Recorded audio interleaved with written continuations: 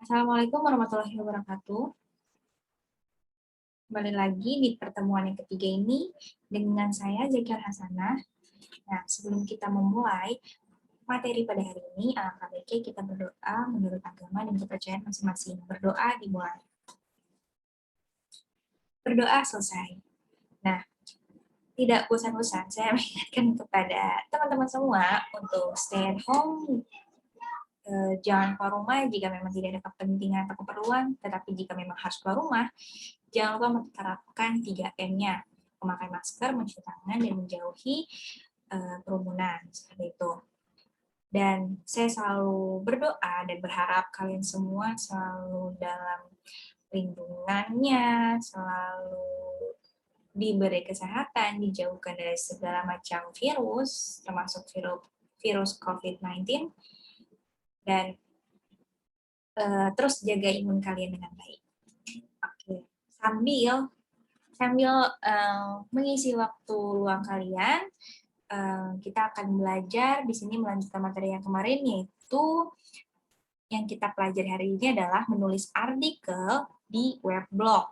Setelah kemarin terakhir kita sudah membahas tentang artikel dan isi kalimat, dan di sini kita akan belajar bagaimana menulis artikel di web blog, strategi penulisan yang benar, dan langkah-langkah untuk masuk ke blognya seperti apa, seperti itu.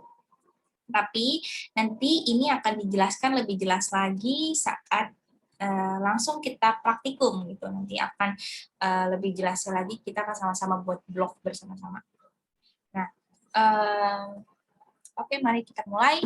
Yang pertama adalah strategi menulis artikel di web blog. Nah, sebelum memasuki bagaimana struktur artikel atau langkah-langkahnya dalam masuk web blog itu bagaimana, mari kita pelajari cara membuat artikel bagi pemula atau bagi kalian yang belum pernah menulis artikel di web blog sama sekali. Yang pertama itu adalah menentukan tema yang dikuasai. Sebenarnya ini acak aja sih ya, jadi nggak harus cari referensi dulu atau tema dulu. Sebenarnya bagaimana kalian menguasainya aja gitu. Yang pertama yaitu menentukan tema yang dikuasai. Jadi cara membuat artikel bagi pemula itu yang pertama kali adalah menentukan tema yang dikuasai. Hindari menulis artikel dengan tema yang aneh atau sangat awam karena itu akan mengalami kesulitan. Bahkan tidak bisa menyelesaikan artikel sampai akhir. Sebaiknya memilih tema yang benar-benar dikuasai sehingga saat mengerjakannya pun kita akan enjoy untuk menulisnya, dan pasti sudah tahu juga kan jika segala sesuatu yang dikerjakan merupakan hal yang dikuasai atau kita senangi, itu pasti akan lebih menikmati untuk mengerjakannya, seperti itu. Jadi jangan ambil tema yang memang sih lagi happening atau lagi hot-hotnya gitu ya. Tetapi jika memang kalian kurang menguasai atau kurang tahu faktanya seperti apa, lebih baik hindari dan pilih tema yang kalian kuasai, yang kalian tahu faktanya, yang kalian tahu datanya, sehingga itu memudahkan kalian dalam menulis artikel. Lalu yang kedua adalah menentukan judul. Setelah menentukan tema, langkah membuat artikel bagi pemula yang kedua yaitu menentukan judul. Buatlah judul semenarik mungkin atau kalau kata guru saya yaitu seseksi mungkin gitu ya, karena judul itu menjadi hal yang pertama kali dilihat oleh orang ketika ingin membaca sebuah artikel. Jadi judul itu sangat penting, sangat vital untuk bisa membuat pembaca terpikat dengan tulisan kita. Tetapi ingat, yang sudah pernah kita pelajari yaitu etika dalam membuat artikel. Walaupun judulnya itu kita ingin judul yang menarik, ingin judul yang mungkin lebih eksotis gitu ya, tetapi tetap jangan sampai membuat judul yang mengarang-arang gitu lah istilahnya. Ada banyak cara yang bisa dilakukan dengan judul, mulai dari membuat judul yang formal sampai membuat judul yang clickbait atau call to action tertentu yang dapat mengundang kecurigaan calon pembaca atau membaca artikel tersebut gitu. Selanjutnya yang ketiga adalah menyusun kerangka artikel. Menyusun kerangka artikel setelah menentukan tema, judul, dan juga keywordnya, kemudian susunlah kerangka artikel ya. Tentunya sebagian dari kalian pasti sudah diajarkan ya cara menyusun kerangka ketika ingin menulis. Seperti yang sudah saya jelaskan kemarin ya tentang struktur artikel itu. Nah, ketika ingin membuat artikel, perlu menyusun kerangka yang sederhana. Caranya tulislah seluruh poin-poin yang penting yang akan ditulis di artikel kalian.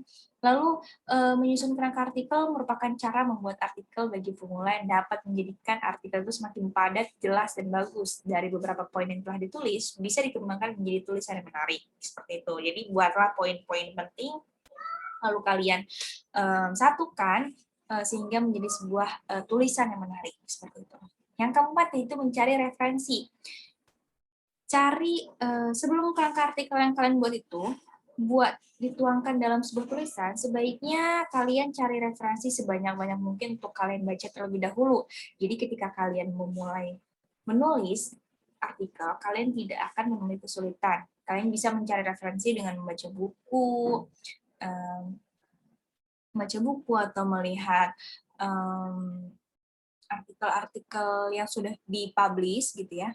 Terus selain itu juga jangan hanya terpaku pada satu referensi ya, tapi carilah beberapa referensi agar bisa membuat artikel kalian lebih menarik.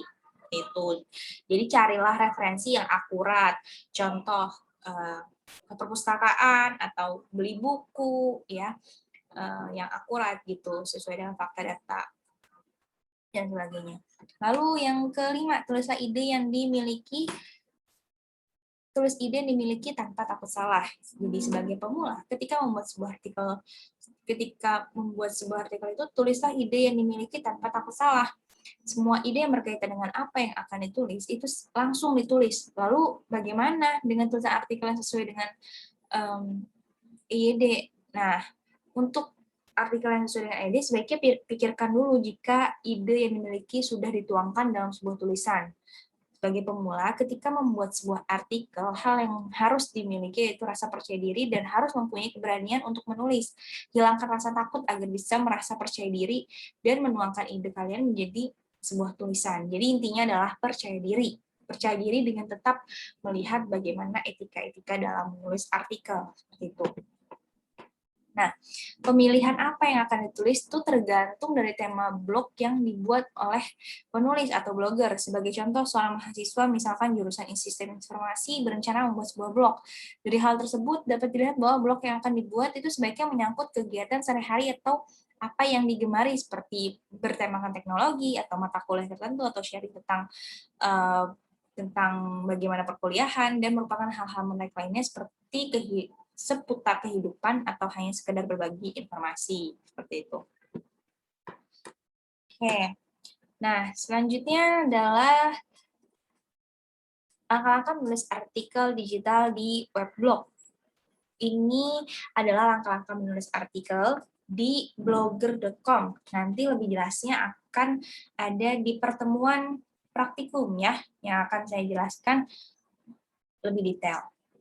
Yang pertama, pastikan Anda telah login dan dapat mengakses halaman dashboard. Lalu yang kedua, pilih menu post pada menu sidebar, pilih submenu, terus add new. Lalu kemudian akan tampil halaman add new post. Pada halaman add new post terdapat beberapa isian antara lain judul postingan, isi postingan, tag, kategori, dan pemilihan format postingan yang akan Anda terbitkan. Yang kelima, menentukan judul dan isi postingan yang akan Anda terbitkan. Dan yang keenam, langkah selanjutnya adalah memilih format postingan Anda. Format postingan ini merupakan jenis dari post yang akan Anda terbitkan. Dan yang terakhir adalah Anda dapat menentukan kategori dan tag untuk postingan yang akan Anda terbitkan dan klik tombol publish untuk menerbitkan postingan Anda. Oke, seperti itu kurang lebihnya ya. Jadi ini langkah-langkah menulis artikel di blogger.com. Untuk lebih detailnya nanti akan dijelaskan lagi di pertemuan selanjutnya. Seperti itu.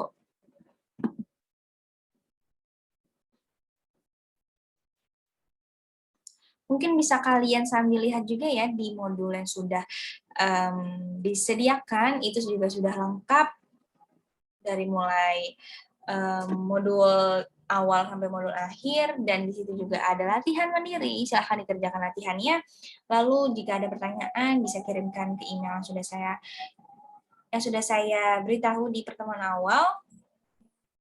Kurang lebihnya mohon maaf jika ada salah kata atau salah pembahasan. Semoga apa yang kita bahas hari ini menjadi bermanfaat, ilmu yang bermanfaat untuk kita semua. Kurang lebih mohon maaf. Assalamualaikum warahmatullahi wabarakatuh.